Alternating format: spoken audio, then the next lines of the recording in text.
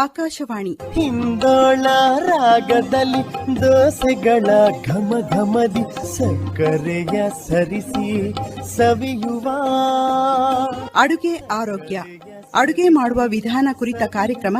ಮಾಹಿತಿ ನೀಡುತ್ತಾರೆ ಸೌಮ್ಯ ಅಶ್ವಥ್. ಸಗ್ಗದಲ್ಲಿ ರುಚಿಯೊಂದೇ ಅಮೃತ. ಪ್ರೀತಿಯ ಶ್ರೋತೃಗಳಿಗೆ ನಮಸ್ಕಾರ. ಇವತ್ತಿನ ಅಡುಗೆ ಆರೋಗ್ಯ ಕಾರ್ಯಕ್ರಮದಲ್ಲಿ ನಾನು ಬೀನ್ಸ್ ಪನ್ನೀರ್, ಒಂದು ರೀತಿಯ ಸ್ನ್ಯಾಕ್ಸ್ ಅಂತ ಕೂಡ ಹೇಳಬಹುದು, ಇಲ್ಲ ಚಪಾತಿ ಅನ್ನ ಸಾರು ಅದ್ರ ಜೊತೆಗೆ ಸೈಡ್ಗೆ ನಂಚ್ಕೊಂಡು ತಿನ್ಲಿಕ್ಕೆ ಕೂಡ ಚೆನ್ನಾಗಿರುತ್ತೆ. ಹೇಗೆ ಮಾಡೋದು ಅನ್ನೋದನ್ನ ಹೇಳ್ತೀನಿ. ಸಾಮಾನ್ಯವಾಗಿ ನಾವು ಬೀನ್ಸಲ್ಲಿ ಸಾರು ಪಲ್ಯ ಮಾಡ್ತೀವಿ, ಅದು ಬಿಟ್ರೆ ಹಸಿದಾಗಿ ತಿನ್ನಬಹುದು, ಮತ್ತೆ ಪಲಾವು ಆ ಥರ ಬಳಸ್ತೀವೇ ಹೊರತು ಇದನ್ನೇ ಒಂದು ಚಾಟ್ ಆಗಿ ನಾವು ಹೇಗೆ ಬಳಸೋದು ಅಂತ ಇವತ್ತಿನವರೆಗೂ ಬಹಳ ಜನಕ್ಕೆ ಗೊತ್ತಿರ್ಲಿಕ್ಕಿಲ್ಲ. ಈ ಬೀನ್ಸು ಕೂಡ ತುಂಬಾ ಅಂದ್ರೆ ತುಂಬಾ ಒಳ್ಳೆಯ ತರಕಾರಿ.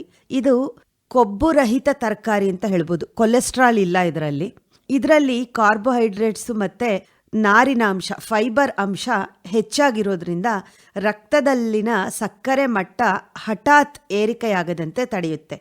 ಈ ಬೀನ್ಸಿನ ಪದಾರ್ಥಗಳನ್ನ ತಿಂದಾಗ ಹೊಟ್ಟೆ ತುಂಬಿದ ಅನುಭವವಾಗಿ ಬೇಗ ಹಸಿವಾಗದೆ ತೂಕ ನಿರ್ವಹಣೆ ಸುಲಭವಾಗುತ್ತೆ.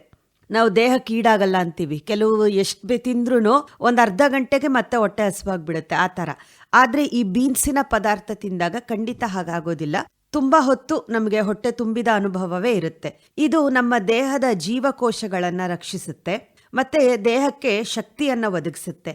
ಇದರಲ್ಲಿ ಮೆಲನಿನ್ ಅಂಶ ಹೆಚ್ಚಾಗಿದ್ದು ಚರ್ಮ, ಕೂದಲು ಮತ್ತು ಉಗುರಿನ ಆರೋಗ್ಯಕ್ಕೆ ಉತ್ತಮ ತರಕಾರಿಯಾಗಿದೆ. ವಿಟಮಿನ್ ಕೆ ಹೆಚ್ಚಾಗಿದ್ದು ಇದನ್ನು ಸೇವಿಸುವ ವ್ಯಕ್ತಿಯಲ್ಲಿ ಆಸ್ಟಿಯೋಕ್ಯಾಲ್ಸಿನ್ ಅನ್ನುವಂತಹ ಅಂಶ ಬಿಡುಗಡೆಯಾಗಿ ಮೂಳೆಗಳನ್ನು ಬಲಪಡಿಸುವ ಕೆಲಸ ಮಾಡುತ್ತೆ ಆ ಅಂಶ. ಹಾಗಾಗಿ ಬೀನ್ಸನ್ನ ನಾವು ಆದಷ್ಟು ಹೆಚ್ಚಾಗಿ ಬಳಸಬೇಕು. ಮತ್ತೆ ಮಕ್ಕಳಿಗೆ ಎಳೆ ಬೀನ್ಸನ್ನ ಹಾಗೆ ತಿನ್ನುವಂತಹ ರೂಢಿಯನ್ನ ಮಾಡಿಸಿದ್ರೆ ಬಹಳನೇ ಒಳ್ಳೇದು. ಯಾಕಂತಂದ್ರೆ ಗಟ್ಟಿ ಆಗುತ್ತೆ ಮೂಳೆಗಳು.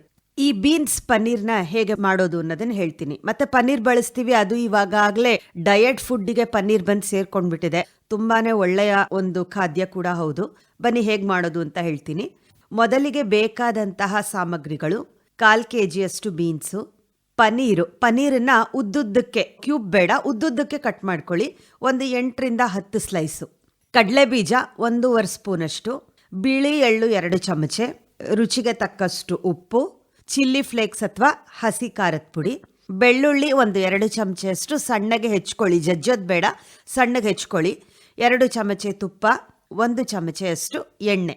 ಸಾಸಿವೆ ಎಣ್ಣೆ ಇದ್ರೆ ಅದನ್ನು ಬಳಸಬಹುದು, ಆಲಿವ್ ಎಣ್ಣೆ ಇದ್ರೆ ಅದನ್ನು ಬಳಸಬಹುದು. ಯಾವುದೂ ಇಲ್ಲ ಅಂತಂದರೆ ನಾವು ಮನೆಯಲ್ಲಿ ಅಡುಗೆಗೆ ಬಳಸುವಂತಹ ಅಡುಗೆ ಎಣ್ಣೆಯನ್ನು ಬಳಸಬಹುದು. ಮೊದಲಿಗೆ ಬೀನ್ಸನ್ನು ಚೆನ್ನಾಗಿ ತೊಳ್ಕೊಂಡ್ಬಿಟ್ಟು 2 ಬದಿಯ ತೊಟ್ಟು ತೆಗೆದು ಉದ್ದುದ್ದಾನೆ ಇರಲಿ, ಎಳೆಯದಿದ್ರೆ ತುಂಬ ಚೆನ್ನಾಗಿರುತ್ತೆ. ಸ್ವಲ್ಪ ಬಲ್ತಂಗಿದ್ರೆ ಮಧ್ಯ ಸೀಳ್ಕೊಳ್ಳಿ, ಇಲ್ಲ ಅಂತಂದರೆ ಹಾಗೆ ಇರಲಿ. ಉದ್ದುದ್ದಾನೆ ಕುದಿಯೋ ನೀರಿಗೆ ಹಾಕ್ಬಿಟ್ಟು ಉಪ್ಪನ್ನು ಹಾಕಿ ಒಂದು 10 ರಿಂದ 12 ನಿಮಿಷ ಚೆನ್ನಾಗಿ ಬೇಯಿಸಿ ತೆಗೆದಿಡಿ. ನೀರಿನಿಂದ ಹೊರಗಿಡಿ ಬೀನ್ಸನ್ನು. ಪನ್ನೀರನ್ನು ಅಷ್ಟೇ ನಾನು ಆಗಲೇ ಹೇಳಿದಾಗೆ ಉದ್ದುದ್ದಕ್ಕೆ ಹೆಚ್ಕೊಂಡು ಒಂದು ಪಾನ್ಗೆ ತುಪ್ಪ ಹಾಕಿ ಹೆಚ್ಚಿದಂತಹ ಬೆಳ್ಳುಳ್ಳಿಯನ್ನು ಹಾಕಿ ಫ್ರೈ ಮಾಡಿ, ನಂತರ ಈ ಉದ್ದಕ್ಕೆ ಹೆಚ್ಚಿದ ಪನ್ನೀರನ್ನು ಹಾಕಿ ಸ್ವಲ್ಪ ಹೊಂಬಣ್ಣ ಬರೋವರೆಗೂ, ಗೋಲ್ಡನ್ ಬ್ರೌನ್ ಅಂತ ಏನು ಹೇಳ್ತೀವಿ, ಬರೋವರೆಗೂ ಸಣ್ಣ ಉರಿಯಲ್ಲಿ 2 ಬದಿಯನ್ನು ಕ್ಲೀನಾಗಿ ಬೇಯಿಸಿ ಹುರ್ಕೊಂಡು ತೆಗೆದಿಡಿ. ನಂತರ ಇನ್ನೊಂದು ಪ್ಯಾನ್ಗೆ ಎಣ್ಣೆ ಹಾಕಿ ಅದಕ್ಕೆ ಬಿಳಿ ಎಳ್ಳನ್ನು ಹಾಕ್ರಿ. ಬೇಯಿಸಿದ ಬೀನ್ಸು, ಚಿಲ್ಲಿ ಫ್ಲೇಕ್ಸು, ಖಾರದ ಪುಡಿ ಏನು ಹೇಳಿದೆ ಅದನ್ನು ಹಾಕ್ಬಿಟ್ಟು ಸ್ವಲ್ಪ ಉಪ್ಪು, ಬೀನ್ಸ್ ಬೇಯಲಿಕ್ಕೆ ಉಪ್ಪು ಹಾಕ್ಕೊಂಡಿರೋದ್ರಿಂದ ಮೇಲೆ ಸ್ವಲ್ಪ ಉಪ್ಪನ್ನು ಹಾಕಿ ಸ್ವಲ್ಪ ಹುರಿರಿ. ನೀರಿನ ಅಂಶ ಹೋಗಬೇಕು. ನಾವು ಬೀನ್ಸನ್ನ ನೀರಿಂದ ಏನು ತೆಗೆದಿರ್ತೀವಿ ಆ ನೀರಿನ ಅಂಶ ಹೋಗಬೇಕು. ಆವಾಗ ಬೀನ್ಸ್ ಸುರುಡ್ಕೊಂಡಂಗೆ ಕಾಣುತ್ತೆ. ಆ ರೀತಿ ಆದ ನಂತರ ಸ್ವಲ್ಪ ಹುರ್ಕೊಳ್ಳಿ. ಹುರಿದ ನಂತರ ಅದಕ್ಕೆ ಮೊದಲಿಗೆ ಕಡಲೆ ಬೀಜವನ್ನ ಏನು ತಗೊಂಡಿರ್ತೀವಲ್ಲ ಅದನ್ನ ಸ್ವಲ್ಪ ಹುರಿದ್ಬಿಟ್ಟು ಪುಡಿ ಮಾಡಿಕೊಂಡು ಅದನ್ನು ಕೂಡ ಹಾಕಿ, ನಂತರ ಹುರಿದಿರುವಂತಹ ಪನ್ನೀರು ಬೆಳ್ಳುಳ್ಳಿ ಮಿಶ್ರಣ ಏನಿದೆ ಅದನ್ನು ಹಾಕಿ ಚೆನ್ನಾಗಿ ಮಿಕ್ಸ್ ಮಾಡಿ.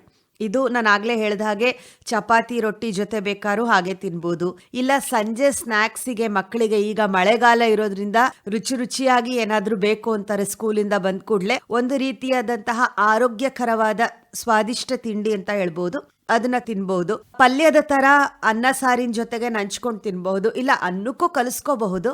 ಯಾವ ತರ ಬೇಕಾದ್ರೂ ನಾವು ಇದನ್ನ ಸವಿಬಹುದು. ಹೇಗಿತ್ತು ಅನ್ನೋದನ್ನ AIR.BDVT@gmail.comಗೆ ಮೇಲ್ ಮಾಡಿ ನಿಮ್ಮ ಅಭಿಪ್ರಾಯಗಳನ್ನ ತಿಳಿಸಿ. ಧನ್ಯವಾದಗಳು. ಮಮ ಮಲೆನಾಡ ಪತ್ರೋಡೆ. ಇದುವರೆಗೂ ಅಡುಗೆ ಆರೋಗ್ಯ, ಅಡುಗೆ ಮಾಡುವ ವಿಧಾನ ಕುರಿತ ಕಾರ್ಯಕ್ರಮ ಕೇಳಿದ್ರಿ. ಶಾವಿಗೆ ಶಾವಿಗೆ. ಮಾಹಿತಿ ನೀಡಿದವರು ಸೌಮ್ಯ ಅಶ್ವಥ್. ಈ ಕಾರ್ಯಕ್ರಮ ಆಕಾಶವಾಣಿ ಭದ್ರಾವತಿ FM 103.5 ಮೆಗಾಹರ್ಟ್ಸ್ಗಳಲ್ಲಿ ಪ್ರಸಾರವಾಯಿತು. ಈ ಕಾರ್ಯಕ್ರಮವನ್ನು ಆಕಾಶವಾಣಿ ಭದ್ರಾವತಿ ಯೂಟ್ಯೂಬ್ನಲ್ಲೂ ಕೇಳಬಹುದು.